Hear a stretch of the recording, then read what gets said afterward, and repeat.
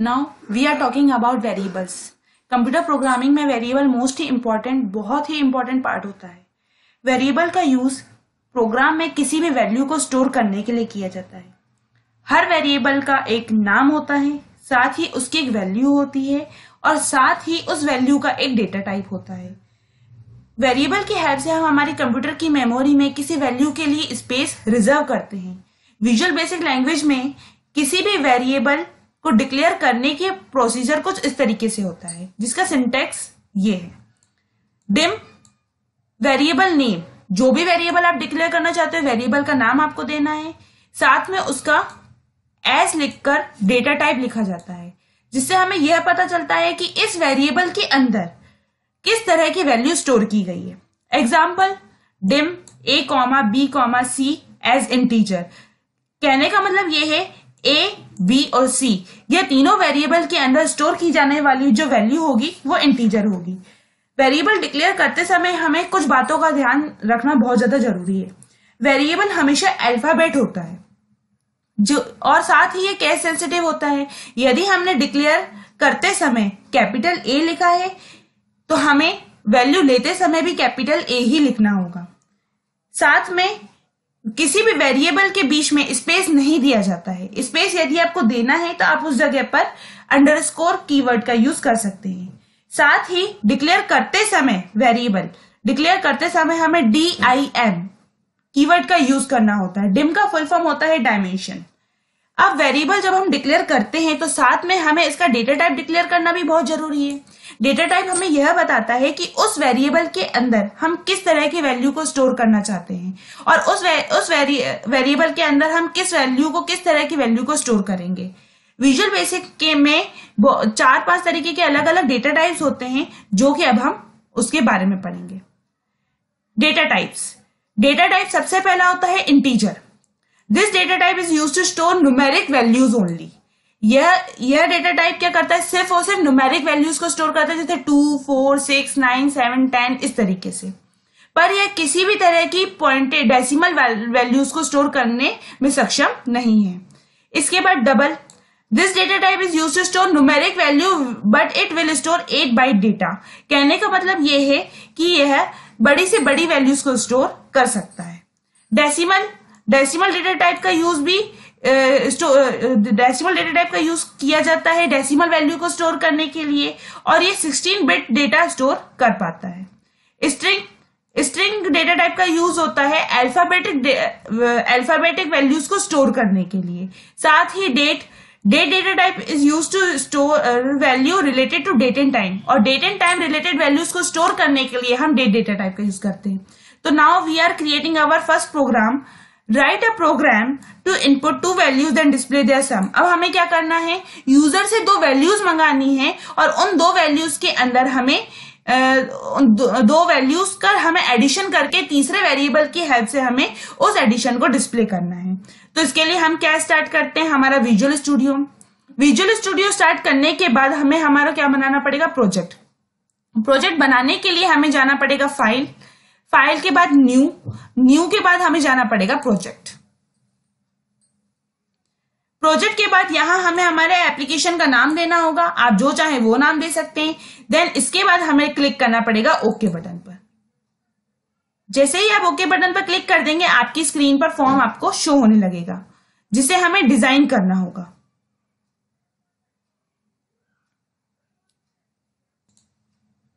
Form हमारी screen पर show हो रहा है, जिसे हम हमारे हिसाब से रिसाइज कर सकते हैं। अब हमें क्या करना है, 2 वैल्यूज लेनी है। हमें नहीं पता वैल्यूज कौन सी वैल्यूज होंगी। जो भी 2 वैल्यूज होंगी उसके लिए हम यहां से टेक्स्ट बॉक्स लेंगे। ये रहा टेक्स्ट बॉक्स पे क्लिक करके हमें यहां पे वो टेक्स्ट बॉक्स ड्रॉ करना होगा। एक टेक्स्ट बॉक्स पहली वैल्यू के लिए, दूसरा टेक्स्ट बॉक्स दूसरी वैल्यू के लिए। साथ ही हम यहां पर लेबल का यूज करेंगे। लेबल का यूज होता है, लेबल भी एक तरीके का टूल है। इसका यूज होता है किसी भी टूल पर कुछ भी उसका इंट्रोडक्शन देने के लिए कि हम इस में कौन सी वैल्यूज को स्टोर करना चाहते हैं, या किस तरह की वैल्यूज इसके अंदर आएंगी, या हमें कौन सी वैल्यूज के अंदर डालनी है। एक और लेबल हमने इसके लिए दे दिया। अब इस लेबल पर मैं चाहती हूं कि यहां पर लिखा हुआ है एंटर फर्स्ट नंबर। यह काम करने के लिए हमें इस पर राइट क्लिक करना होगा। राइट क्लिक करने के बाद हमें जाना होगा प्रॉपर्टीज में। प्रॉपर्टीज में जैसे ही जाएंगे आपकी स्क्रीन पे प्रॉपर्टी विंडो ओपन हो जाएगी। इस विंडो में जाकर हम इस लेबल का नाम चेंज कर देंगे। यहां पे लिखा हुआ है टेक्स्ट लेबल 1, इसे आपको हटाकर लिखना होगा एंटर फर्स्ट नंबर।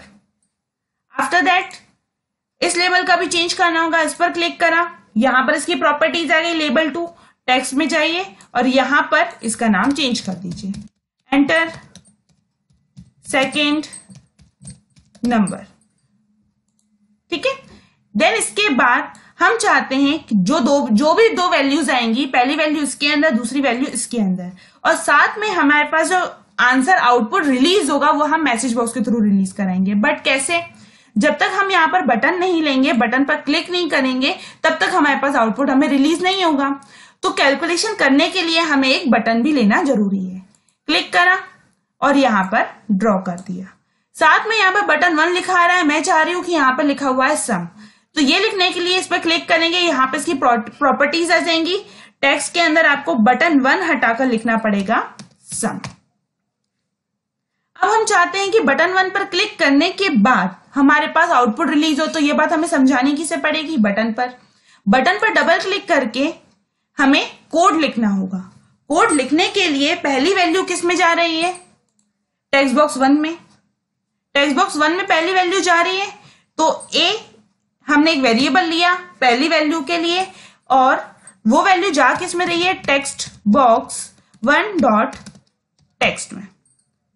दूसरी वैल्यू किस में जा रही है? टेक्स्ट बॉक्स 2 में। तो ये भी हमें यहां पे डिफाइन करना पड़ेगा। b is equals to text box 2 dot text. After that हमें दोनों का एडिशन कराना है। a में जो वैल्यू है, b में जो वैल्यू है, दोनों को ऐड कर हम चाहते हैं उसका आउटपुट रिलीज हो। तो हमने लिखा a plus b। a plus b लिखने के बाद a प्लस b की वैल्यू स्टोर किस में होगी? हमने कहा c में। आउटपुट रिलीज किससे होगा? c से। तो मैसेज बॉक्स c। अब हमने यहां पर 3 वेरिएबल यूज करे हैं, a, b एंड c। तीनों वेरिएबल को हमें डिक्लेयर करना भी जरूरी है। डिक्लेयर करने का प्रोसीजर हमने यहां पर देखा ही था। डिक्लेयर करने के लिए मैंने यहां पर लिखा dim a, b, c। अब a और b और c तीनों में कौन सी वैल्यूज जाएंगी? इंटीजर। तो a, b, c as integer. ये हमने डिक्लेयर कर दिए। जब तक हम वेरिएबल डिक्लेयर नहीं करेंगे तब तक वो हमें यहाँ पर एरर शो करेगा, जैसा कि अभी पहले शो कर रहा था। इस तरीके से जैसे ही आप वेरिएबल्स डिक्लेयर कर देंगे तो वो सारे के सारे एरर्स ऑटोमेटिकली चले जाएंगे। प्रोग्राम को रन करने के लिए हम यूज करते हैं F5, या फिर आप मेन्यू में से जाकर भी रन कर सकते हो, स्टार्ट डिबगिंग।